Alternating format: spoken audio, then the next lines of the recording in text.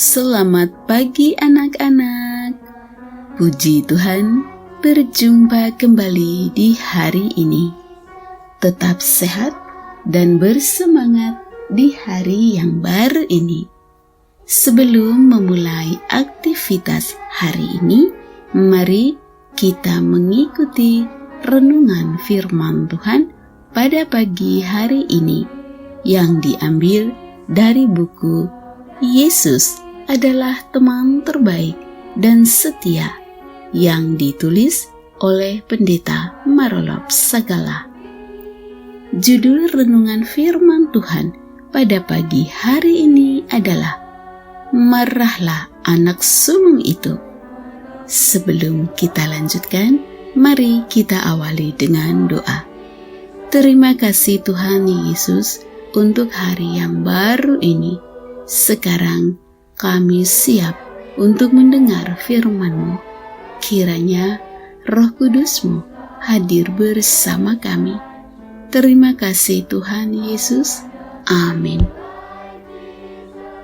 Ayat renungan firman Tuhan pada pagi hari ini diambil dari kitab Lukas pasal 15 ayat 28. Maka marahlah anak sulung itu, dan ia tidak mau masuk. Lalu ayahnya keluar dan berbicara dengan dia. Anak-anak, anak yang sulungnya marah ketika dia mengetahui dari hamba ayahnya berkata, "Adikmu telah kembali, dan ayahmu telah menyembelih anak lembu tambun, karena ia mendapatnya kembali dengan sehat." Lukas 15 ayat 27. Itulah yang terjadi dalam kisah perumpamaan anak pemboros atau anak bungsu yang hilang. Ketika anak bungsu yang hilang itu bertobat dan kembali, ayahnya sangat bersukacita dan membuat pesta serta mengundang para tetangganya untuk merayakan sukacitanya karena anaknya telah dianggap hidup kembali. Pelajaran dari perumpamaan itu sejauh menyangkut tujuannya, yaitu sambutan surga yang penuh rahmat atas kembalinya orang berdosa sudah jelas. Sejauh ini, sikap Yesus yang bersahabat terhadap para pemungut cukai dan orang berdosa sudah dibenarkan.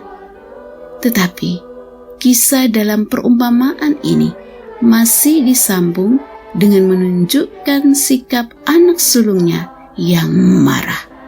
Ia marah karena sikap dan tindakan bapaknya yang membuat pesta besar atas kepulangan adiknya yang boros.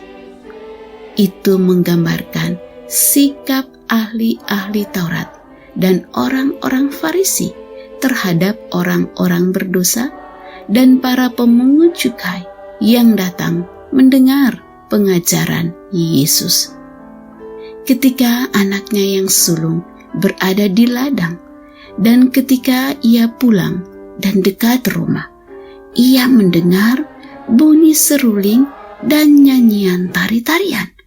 Lukas 15 ayat 25. Oleh mengetahui bahwa itu adalah pesta sukacita atas pulangnya adiknya, itulah yang menyebabkan dia marah. Ia memutuskan untuk tidak mau masuk ke dalam rumah. Anak-anak, rumah adalah kiasan kepada kerajaan surga. Orang yang marah atas kembalinya orang berdosa kepada Allah memutuskan untuk tidak mau masuk ke rumah bapaknya. Orang berdosa dan yang sudah hilang, tetapi akhirnya kembali ke rumah bapaknya karena sudah bertobat. Sedangkan orang yang merasa tidak berdosa ternyata hilang karena tidak mau masuk dan tinggal bersama bapaknya. Bapaknya keluar dari rumah untuk berbicara dengan dia. Lukas 15 ayat 28. Tetapi usaha bapaknya yang rela keluar dari rumah untuk berbicara dengan anak sulung itu ditolak.